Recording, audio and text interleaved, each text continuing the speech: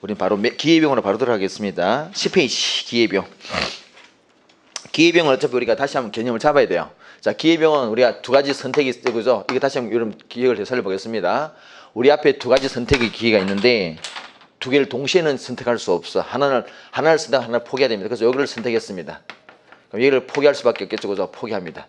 이거 A를 선택했기 때문에 B를 포기할 수밖에 없다. B의 가치, 뭐 돈으로 1,000원이라 그러면은 우리가 A 선택의 기회비용이면 A를 선택했기 때문에 B를 놓쳤다. B를 선택할 수 있는 기회를 놓쳤다. 그리고 우리가 기회비용이라 그랬습니다. 기회를 놓친 것을 비용의 개념을 인식한다는 얘기지. 이 기회비용 관련해서 우리가 꼭 알아야 될 개념이 생산 가능 곡선이죠. 기회비용을 잘 보여주는 것이 생산 가능 곡선입니다. 그래서 일단 기회비용에는 종류가 두 가지가 있죠. 두 가지가 있습니다. 그래서 우리가 요 A가 우리가 뭐 대학 진학하는 것이고 대학을 진학하는 것이다 그러면은 대학에 진학하기 위해서 B를 포기했다. 이게 취업할 수 있는 기회요. 취업할 수 있는 기회입니다. 그죠? 근데 이게 취업할 수 있는 기회인데 만약 연봉을 한 5천 주는 연봉을 취업기가 있음에도 불구하고 대학을 진학했다 그러면은 대학 진학의 기회비용이 뭐니 5천만 원 이렇게 말한다는 거죠. 자, 그러면은 우리 기회비용에는 두 가지가 있더라. 하나는 뭐냐? 여기 대학 진학의 비용을 밑줄 보시면은 비용에는 일단 우리가 대학 들어갈 때 뭐 등록금 같은 비용이 하나 발생할 것이다. 그걸 우리가 명시적 비용이라고 그랬죠. 우리 지금 이 비용에는 두 가지가 있더라. 하나는 명시적 비용. 자, 이 명시적 비용은 실제로 돈이 나간 돈이라고 했습니다. 실제로 집행된 것들. 그런데 우리 대학 진학의 비용에는 요 등록금 같은 이런 것뿐만 아니라 이것도 있어, 그죠? 취업했더라면은 벌 수 있었던 연봉. 우리가 뭐 통상 말하는 이게 보이지 않는 손해가 발생. 이걸 우리가 묵시적 비용이다 그랬습니다. 그래서 두 개 다 기회비용이에요. 이거는 명시적 기회비용, 묵시적 기회비용, 그죠? 이게 비용에는 두 가지가, 즉 비용. 우리 경제학에서 말하는 비용은 다 기회비용이에요. 뭔가 다른 선택을 할 수 있었는데 포기했다. 그런 비용입니다. 그래서 첫 번째는 명시적 기회비용, 두 번째는 묵시적 기회비용이죠. 이 두 가지가 있다는 거. 묵시적 기회비용 여기서 얼마입니까? 5천, 연봉 5천. 명시적 비용은 뭐 등록금 같은 거죠. 등록금. 그러니까 실제로 이제 이 두 가지가 합친 이게 이제 경제적 비용입니다. 그죠? 여기 경제적 비용입니다. 요 명시적 비용 요 자체가 뭐예요? 요게 회계적 비용이죠. 회계 장부를 쓸 때는 요 명시적 비용만 쓰기 때문에 이걸 우리 명시적 비용이라고 그러고 회계적 비용입니다. 두 개 합쳐서 경제적 비용이라고 합니다. 두 가지가 있더라.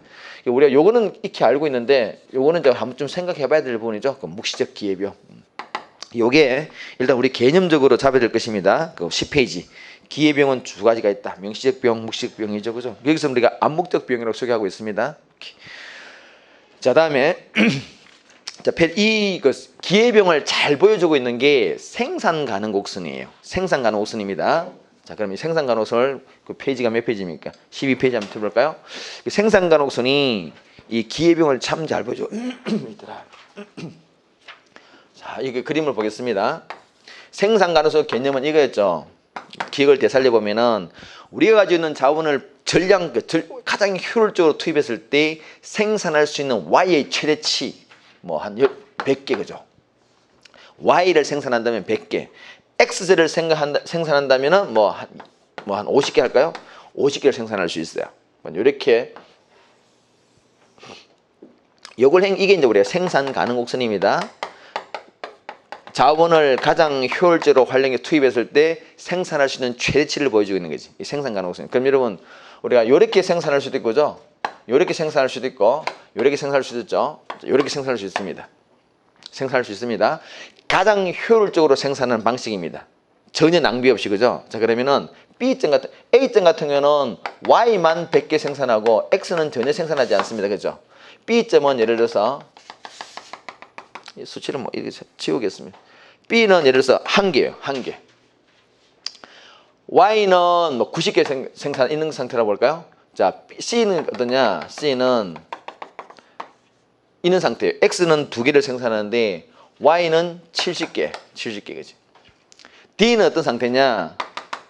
X는 3개 생산하는데 Y는 40개. 있는 상태입니다. 있는 상태예요. 그죠? 그래서 요렇게 생산할 A처럼 생산하다가 B처럼 생산한다는 말은 결과적으로는 X를 전혀 생산하지 않다가 Y를 90개, X 1개 생산해.